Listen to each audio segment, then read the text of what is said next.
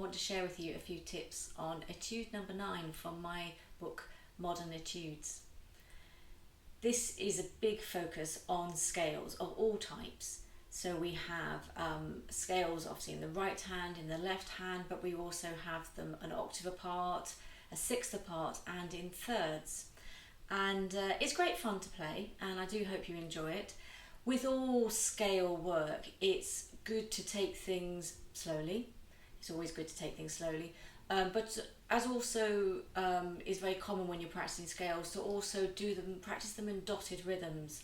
So whether that's long, short, long, or the other way around, short, long, short. Like every other etude in this collection, you can take it apart and use them a couple of bars or measures at a time, just as a technical exercise. And I would highly recommend doing that. So just choose a particular scale that you want to focus on. Really look at making sure that you do the block placing whenever you put your fingers on a scale passage, except for one particular case. So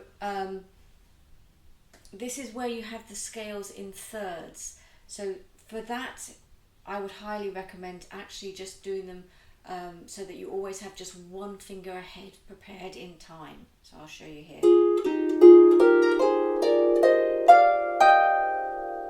Okay, so I started with the 3 and the 4 on in both hands, and then it's always just the one ahead.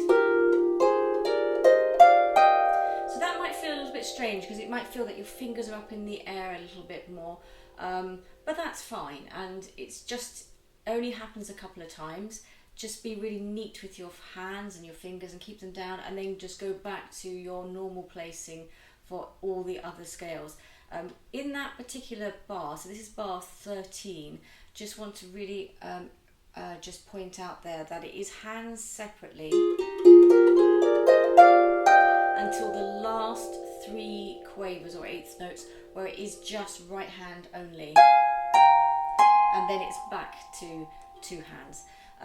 So things to focus on is making sure that the scales obviously are nice and even. At measure 20, what we do have then is we'll have a scale passage that goes between the hands. So it starts in the right hand and then goes into the left, and you feel like there's a continuous scale movement all the way from bar 20 to bar 23. So really just kind of think and making sure that's nicely balanced between the hands.